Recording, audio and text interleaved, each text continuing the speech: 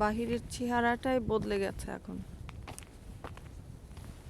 আগে এখানে কত সবুজ ছিল, সবুজের পরে হলুদ, লাল, এখন শুধু সাদা আর সাদা।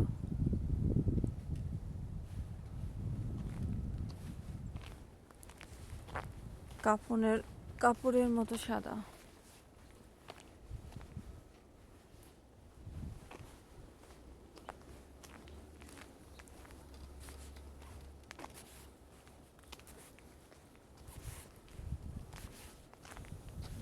প্লেগ্রাউন্ডটাও পুরোটাই স্নো দিয়ে ভর্তি।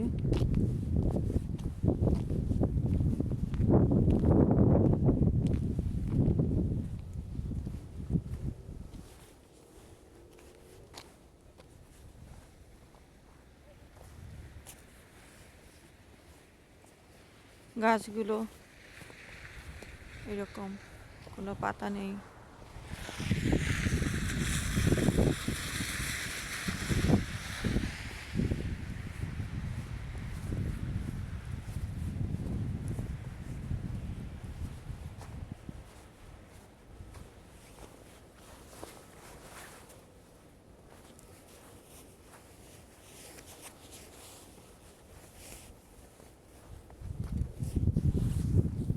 যে সুন্দর একটা প্লেগ্রাউন্ড, সামারে বাচ্চারা খেলে এখানে, ছোট ছোট বাচ্চা। এটা এটা ছোট বাচ্চাদের জন্য, খুব ছোট বাচ্চারাই খেলে এখানে। কি সুন্দর করে বানানো, একটা ছোট্ট শিশু জগৎটা খুব সুন্দর, কোনো দুশ্চিন্তা নেই। খাও দাও, খেলো, ঘুমাও। বাচ্চারা অনেক সময় ঘুমাতে চায় না, বলে সারা রাত জেগে থাকবো। খেতে চায় না, জোর করে খাওয়াতে হয়। খাবার মুখে দিলেও চিবাতে চায় না, খাবার মুখে নিয়ে বসে থাকে। খিদে লাগলেও খেতে চায় না।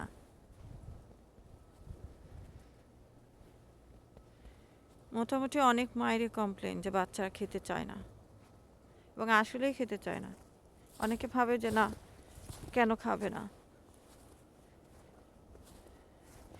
খেতে চায়, ক্যান্ডি খেতে চায়,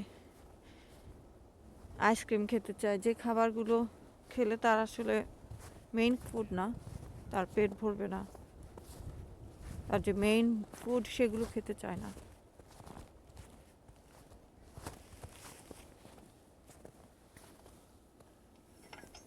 এদিক দিয়ে ওপেন করা যায় প্লেগ্রাউন্ডটা। তারপরে এখানে উডসের ভিতরে ঢোকা যায়।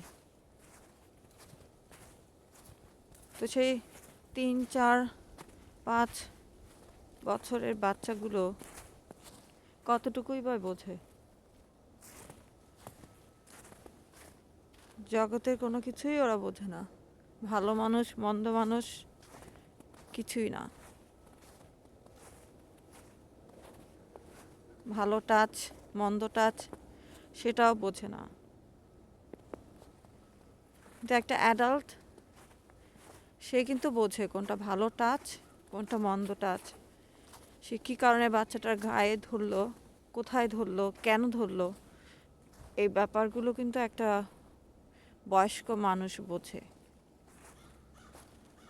অথবা একটা যুবক বোঝে, একটা তরুণ বোঝে, একটা কিশোর বোঝে।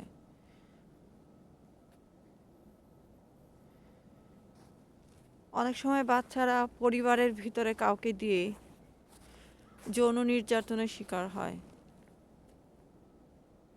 ওই দিন একটা ভিডিও দেখছিলাম, হঠাৎ করে দেখি যে ভিডিওটার ভিতরে একটা বয়স্ক ব্যক্তি, যে সম্পর্কে বাচ্চাটার নানা হয়, সুন্দর করে একটা মেয়ে শিশু তার পাশে বসা, তার নাতনি, তার শরীরের উপরের অংশে একটা চিমটি কাটার মতো কাটলো। মেয়েটা, বাচ্চাটা চমকে উঠলো। স্বাভাবিক চিমটি ছিল না। ছোট বাচ্চাদের শরীরের উপরের অংশে তাকে স্পর্শ করা হয়েছে, যে স্পর্শটা অনৈতিক, অহেতুক, উদ্দেশ্যমূলক।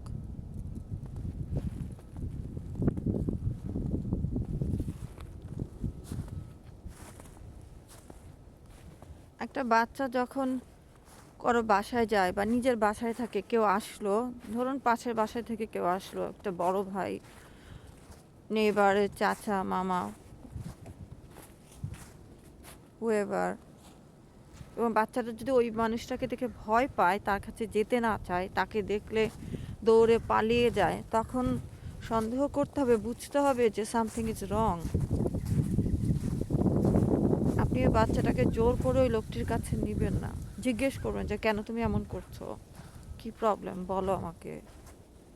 বাচ্চারা অনেক সময় বলে না, লুকায় যে মা বকবে, বা ওই লোকটি বলে দেয় যে হ্যাঁ তুমি কাউকে বলবে না। দেখা গেল যে একটা 5-6 বছরের বাচ্চা বাচ্চা আর একটু ছোট হতে পারে বা একটু বড় হতে পারে, কারো বাসায় হয়তো সে তার আপন খালা ফুপু কারো বাসায় সে বেড়াতে গেল, সেখানে যে মেল পার্সনটি, সেটা খালু হতে পারে, ফুপা হতে পারে, সে বাচ্চাটাকে, চাচাও হতে পারে, চাচা মামা,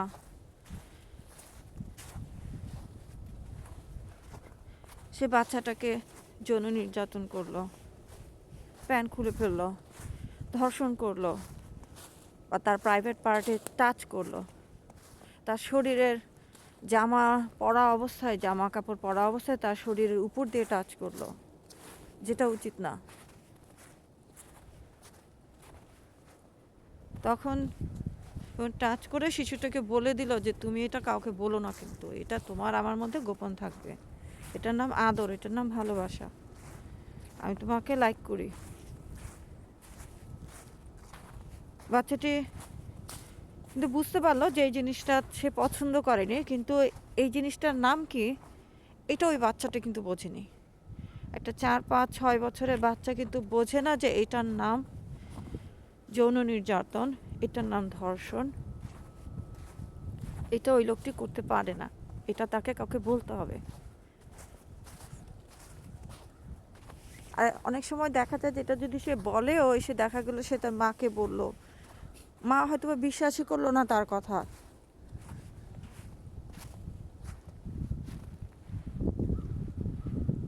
তাকে উল্টা বকা দিল। এখন যারা মা, আমরা যারা মা, আমাদেরকে এটা আমাদের বাচ্চাকে শেখাতে হবে যে কেউ যদি তোমার গায়ে এইভাবে টাচ করে, ইনঅ্যাপ্রোপ্রিয়েটলি ধরে, তোমার শরীরের কোনো স্পেশাল জায়গায়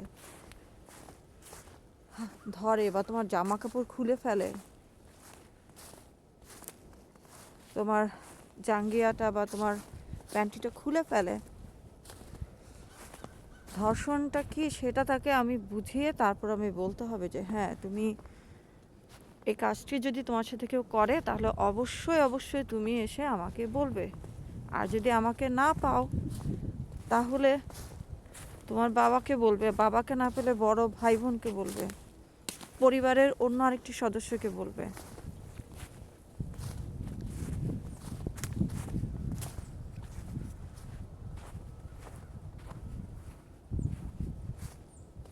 এখন অনেক হচ্ছে, পেপারে দেখা যায়, টিভিতে দেখা যায়, ছোট বাচ্চারা যৌন নির্যাতনের শিকার হচ্ছে।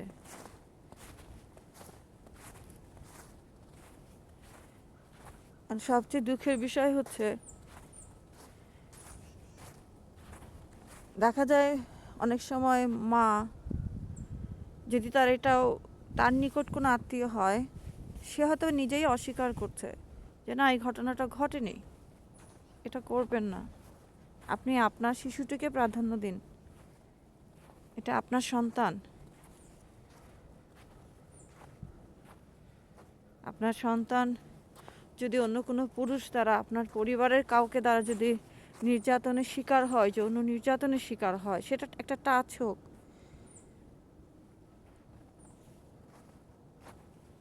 সেটা তার শরীরে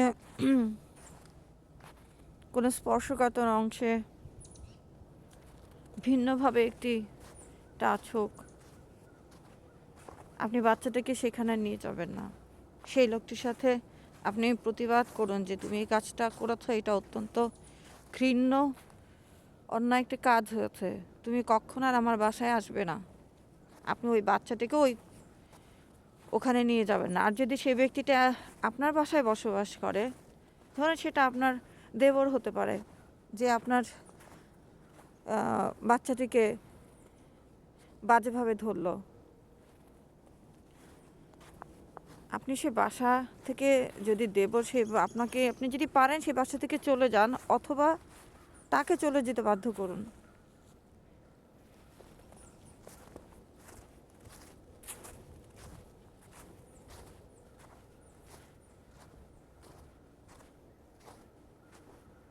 অনেক সময় ছোট বাচ্চারা দেখা যায় যে তার বাসায় হয়তো বা টিভি নাই। ধরুন এখন তো আমি এমন যাদের কথা বলছি যখন নিম্নবিত্ত মানুষ, ওর বাসায় হয়তো বা টিভি নাই, সে একটা টিভি দেখার লোভে সে পাশের বাসায় গেল, সেখানে সে বসে টিভি দেখছে, সেখানে পিছন থেকে আরেকটা লোক তার জামার ভিতরে হাত ঢুকিয়ে দিল। সে বাচ্চাটা হয়তো বা আবার যাবে টিভি দেখার লোভে, কিছুই বললো না, লোকটি আবার করবে, আবার যাবে। মানে আমার বাচ্চা কোথায় যাচ্ছে, ওর মা হয়তো বা কারো বাসায় কাজ করে, সে জানেও না তার বাচ্চা এইরকম নির্যাতনের শিকার হচ্ছে। টিভিতে তো অনেক প্রোগ্রাম হয়, নাটক হয়, সিনেমা হয়, গানের প্রোগ্রাম হয়। এই ধরনের সচেতনামূলক প্রোগ্রামের খুব প্রয়োজন, কারণ অধিকাংশ লোকজন টিভি দেখে, নিম্নবিত্ত, নিম্ন মধ্যবিত্ত সবাই মোটামুটি টিভিটা দেখে সাধারণ। এবং টিভিতে যদি এই ধরনের প্রোগ্রামগুলো হয় ছোট ছোট করে, তখন মানুষ সচেতন হবে, জানবে।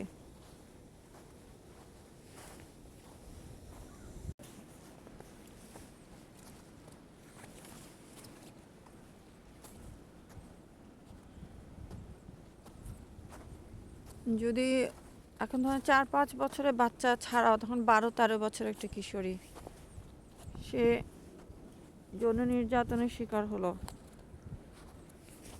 হতেই পারে, এরকম হয়, দুর্ঘটনা ঘটে।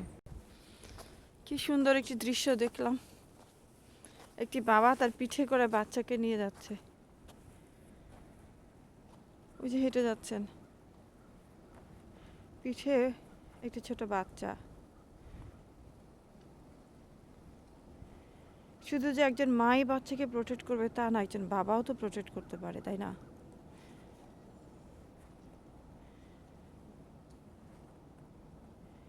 একজন বাবার কাজ বাচ্চাকে প্রোটেক্ট করা,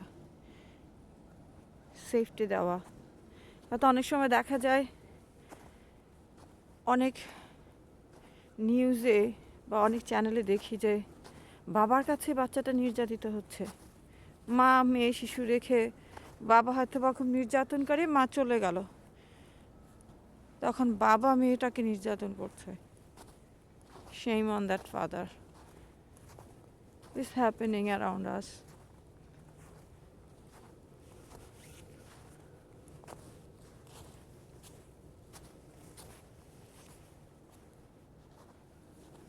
যা বলছিলাম যে একটা 12, 13, 14 বছরের বা 15 বছরের কিশোরী দেখা গেলো তাকে, সে বাসায় একা, তখন একটা আত্মীয় আসলো, সে আত্মীয়টা এসে হয়তোবা তাকে রেপ করলো, এবং অথবা প্রাইভেট টিউটর, কোনো কাজিন, বড় ভাই, ও মেয়েটি কাউকে বললো না, কাউকে বললো না, একসময় প্রকাশ পেল যে মেয়েটি প্রেগনেন্ট, তারপর মেয়েটি মারা গেল। পোস্টমর্টেম রিপোর্টে দেখা গেল যে মেয়েটি প্রেগনেন্ট ছিল, অথবা ডক্টররা পরে আল্ট্রাসাউন্ড করে দেখলো যে একটা বেবি ছিল। মেয়েটি তো মরে গেল, তার আর বলার সুযোগ থাকলো না ঘটনাটা কি ছিল।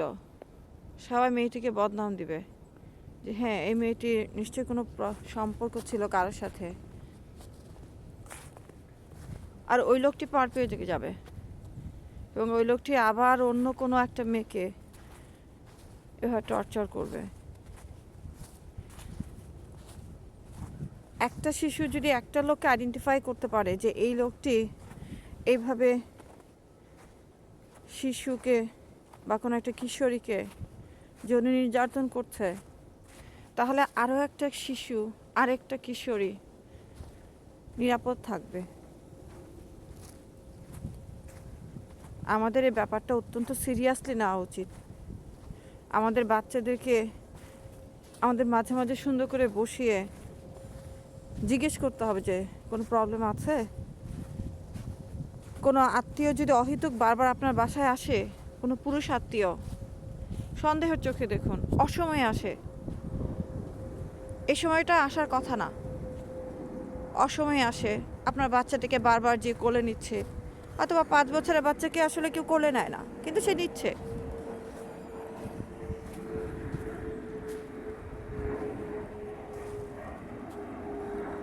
কেন নিবে, তাই না? 5 বছরের একটা মেয়েকে বাবাও কোলে নেয় না, কারণ বড় হয়ে গেছে, কোলে নিতে হয় না। ছোট 2 বছরের বাচ্চাকে হয়তো বা কোলে নেয়। তখন চোখ কান নাক খোলা রাখুন, সন্দেহ করুন যে না, কোলে নেওয়ার তো প্রয়োজন নাই, বা কোলে নিল না কিন্তু এমনভাবে তার উপরে যে বসালো, হয়তো বা লোকটি বসে আছে, সে বাচ্চাটিকে তার উপরে এমনভাবে বসালো যে তার বসাটা দেখে আপনি বুঝতে পারছেন যে সামথিং ইজ রং দেয়ার। এইভাবে কেন বসাবে? সে নিজের বাপ হলেও না, সৎ বাপ হলেও না, খালু, চাচা, মামা, ফুপা, চাচাতো ভাই, মামাতো ভাই, ফুপাতো ভাই, ডাকের ভাই, প্রতিবেশী ভাই,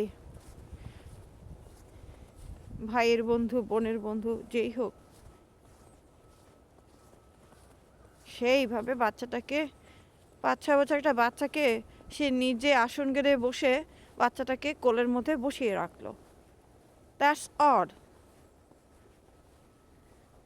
and that's not acceptable, that's not necessary. আপনি যদি বাচ্চার মা হন, আপনি সতর্ক হন, আপনার বাচ্চাটাকে ওই পরিবেশ থেকে রিমুভ করুন। এটা বাচ্চাটার অধিকার সুস্থভাবে থাকার, নিরাপদে থাকার। অন্ধ হবেন না। বাচ্চার মা হওয়া এত সোজা না। বাচ্চার মা হলে আপনাকে অনেক চিন্তা ভাবনা করতে হবে যে হ্যাঁ, আমার বাচ্চাটি নিরাপদ কিনা, নিরাপদ রাখতে হবে, এটা বাচ্চাটির অধিকার। যাদের মেয়ে শিশু আছে তাদের অনেক দায়িত্ব। প্লিজ ছোট ছোট শিশুগুলোকে নিরাপদে থাকতে দিন, নিরাপদে বেড়ে উঠতে দিন। আপনার অসুস্থ মন মানসিকতা দিয়ে তাদেরকে অসুস্থ করে দিবেন না। ভালো থাকুন সবাই।